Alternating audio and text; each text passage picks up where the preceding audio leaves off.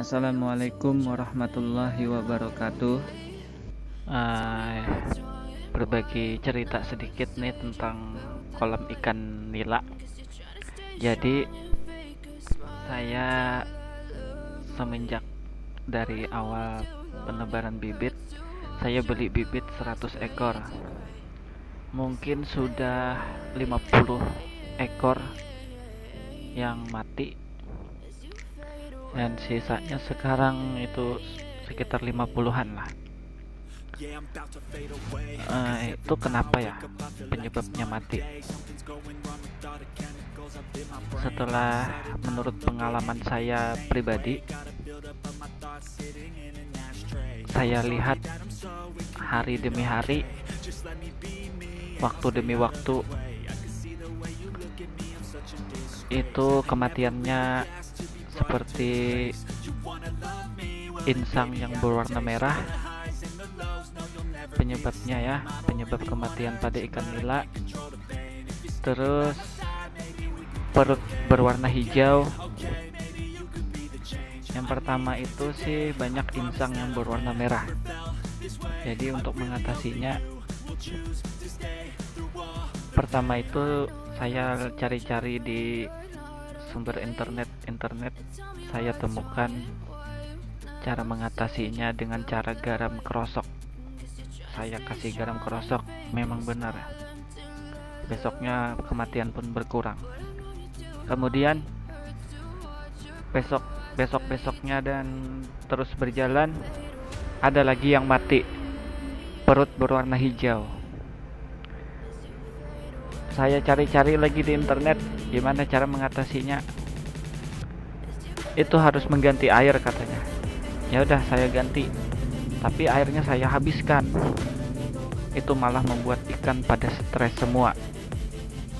Besoknya banyak yang mati karena pergantian air yang habis sampai ke dasar. Seharusnya kan disisakan air setengah, lalu tambahin air lagi. Ini tidak, saya ganti semuanya. Kemudian saya kasih M4. Nah, disitulah baru mulai terlihat ikan nila ini sehat. Dan dengan bantuan air hujan yang ini juga, ikan nila tambah sehat dan air mengkristal. Apa yang ada di dalam kolam ini saya buat seperti air di sungai, ada tanaman, ada arus. Nah, untuk menjernihkan air dan penyedot kotoran saya buat seperti ini. Untuk aerator cuma aerator 30 ribuan, aerator sederhana. Tapi sudah sampai sekarang ya, dari 17 Juli sampai sekarang 16 September, sudah 2 bulan aeratornya ini tidak rusak, alhamdulillah ya. Itu saya kasih batu-batu untuk apa? Itu untuk supaya kotorannya tidak melayang-layang dan mengganggu pernapasan ikan, supaya tidak mengganggu insang ikan. Jadi saya buat batu-batunya agar kotoran-kotoran ikan itu menumpuk di sela-sela batu. Nah, coba kalian lihat, itu airnya pada mengkristal, bening sekali ini airnya. Itu jadi gelap karena banyak lumut-lumut tumbuh di dasar-dasar maupun di samping setelah pemberian M4. Jadi dasar dan sampingnya itu agak gelap. Kalau diambil airnya itu seperti warna air teh. Jadi saya kasih dedaunan, ini daun kangkung, daun eceng gondok. Itu katanya sih fungsinya untuk menyerap racun-racun. Setelah pemberian umpan itu kan ada umpan-umpan sisa, itu diserapnya lah oleh tumbuhan-tumbuhan air itu, sehingga tidak membahayakan ikan di kolam. Racun-racun yang ada di dalam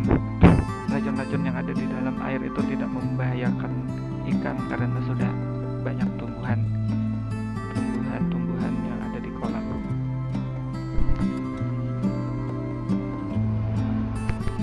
nanti kalau kotorannya sudah banyak ya di sela-sela batu tersebut, saya tidak lagi mencopot saluran pembuangan yang saya buat di bawah terpal, tapi saya sedot saja pakai selang karet. Saya sedot dan saya arahkan ke kotoran-kotoran yang di sela-sela batu tersebut, dia tersedot dan keluar. Saya taruh airnya ke bak atau ember, saya siramkan ke bunga atau tanaman-tanaman. Bunga-bunga dan tanaman pun menjadi subur dan makmur. Jadi untuk aerator yang 30.000 ini saya buat arusnya seperti itu tuh. Kan belum ada gelembung-gelembung udara, itu belum ada kan. Jadi saya buat di atas air agar gelembung udaranya banyak dan tercukupi untuk kolam tersebut. Ya, kolam ikan ini ya. Untuk pemberian makan saya usahakan tidak sampai ke samping terpal. Sedikit demi sedikit. Yang penting jangan sampai ada sisa lah. Kalau ada sisa itu saya perhatikan ikannya tidak mau mendekat sama umpan yang terapung, apalagi sampai ke pinggir-pinggir terpal gitu. Dia tidak mau mendekat, apakah karena pengalaman mereka itu makan di pinggir-pinggir terpal mereka terserang penyakit apa gitu, nah nggak tahu juga ya. Nah kalau sampai ke pinggir terpal dia nggak mau makan, mungkin ada sesuatu hama-hama yang bisa menyerang insangnya mungkin ya. Nah jadi kalau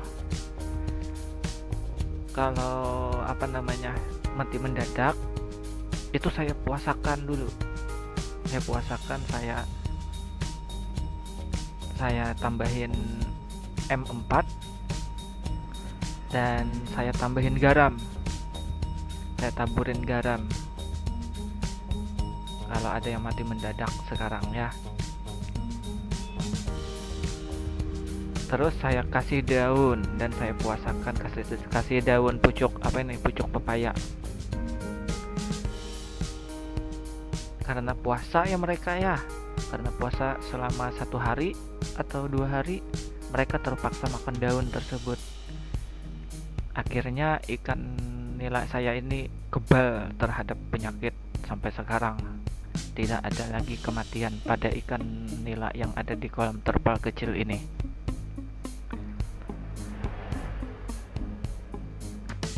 Kemarin pakai saringan filter air, saringan air yang bawaan ya kan kecil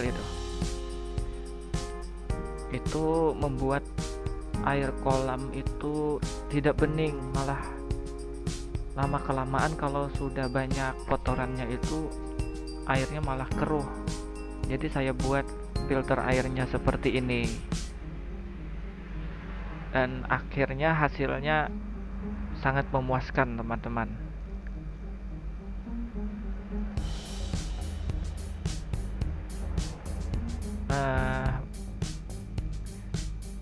Sepertinya cerita saya ini kurang lengkap ya, tapi teman-teman tenang saja, saya akan kasih tahu pengalaman saya jika ada pertanyaan-pertanyaan dari teman. Nah untuk video ini air kolamnya sangat bening karena baru pergantian air, baru pertama pergantian air setelah banyak yang mati mendadak kemarin. Nah ini saya ganti airnya dengan air hujan. Saya coba percobaan air hujan, ternyata sampai sekarang ikannya malah sehat-sehat pakai air hujan. Air hujannya itu tidak langsung saya masukkan ke sini. Ini waktu pakai filter air yang kecil itu nah isinya cuma ini. Tapi air hujannya tadi harus diendapkan dulu menurut pengalaman saya. Kalau tidak diendapkan kayak lemas gitu nah ikannya.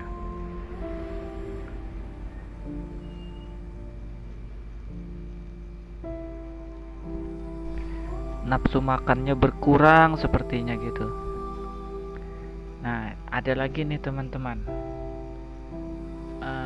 Kalau perutnya gendut, kembung gitu, kembung karena habis dikasih umpan kan kebanyakan perutnya kembung karena kekenyangan tuh, kebanyakan umpan. Mereka kan taunya makan terus ini ikan nih, jadi nggak tahu mengatur kekenyangannya tuh nggak tahu mungkin, sehingga perutnya kembung. Itu ada solusinya nih teman-teman. Kalau setelah dikasih umpan perut kembung dan lemas ya, itu ada solusinya biar mereka segar lagi. Itu kita kasih Yakult. Nah, agar pencernaannya lancar dan segar lagi itu ikan, tidak lemas. Itu sering saya kasih Yakult kalau seperti itu, karena pengalaman saya ini saya buat lagi untuk percobaan, buat lagi kolam terpal tanah tanpa aerator, tanpa arus, tanpa pergantian air, cuma mengandalkan air hujan. Jadi mungkin umurnya ini sudah sebulan, mereka hidup sehat-sehat aja ini masih. Dan saya perbanyak tanaman-tanaman seperti eceng gondok ini, kangkung. Itu airnya itu ya saya campur tanah bawahnya, tanah sedikit, dasarnya itu. Dan sampai sekarang sehat-sehat, alhamdulillah ya. Nggak ada yang mati dari awal penebaran bibit. Saya beli bibitnya ini 50 ekor bibit nila batu, dan dikasih bonus sama yang penjualnya itu 2 ekor atau 3 itu yang warna merah, ada yang belang-belang itu, ada yang besar 1, dikasih bonus. Mereka sehat-sehat aja ini tanpa aerator ya. Tapi satu ini teman-teman, kalau tanpa aerator dan arus, satu ini kelemahannya di kolam terpal tanah ini, mereka ini lambat pertumbuhannya itu tidak cepat besar, ikannya tidak cepat besar, lama ya besarnya dibandingkan dengan kolam terpal yang ada aerator dan arus airnya dan ada gelembung-gelembung udaranya, itu malah cepat besar.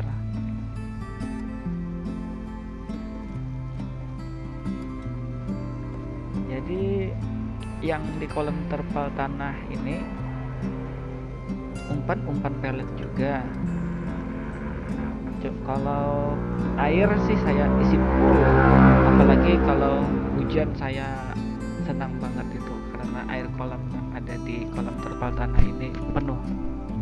Kolam terpal tanah tadi saya kasih jaring-jaring di sampingnya agar tidak dimasuki sama binatang-binatang yang bisa membahayakan ikan nila itu, seperti kodok, biawak, dan binatang-binatang lainnya lah.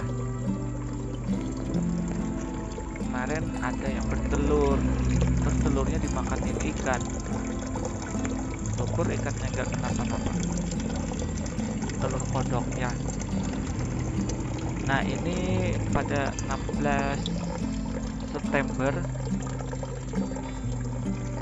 ini, video ini 16 September masih tidak ada yang mati di kolam terpal yang pakai aerator, dan ikannya sehat-sehat semua. Ini sudah saya kasih makan, airnya bersih, jernih, mengkristal ini kayaknya nih. Itu kotorannya menumpuk di bawah batu itu, di sela-sela batu. Itu nanti saya sedot lagi pakai apa namanya, pakai selang karet saya sedot. Dan itu ada arus air yang di bawah agar kotorannya itu berputar di bawah ya. Dan kotorannya itu ke aerator penyedot kotoran. Nah, itu apa namanya itu? Itu ada air pump gitu, nah, pompa air. Saya buat untuk arus air di bawah kolam, di dasar kolam. Dan pertamanya sih keruh, dan sekarang bagus, bersih, airnya jernih kayak air galon.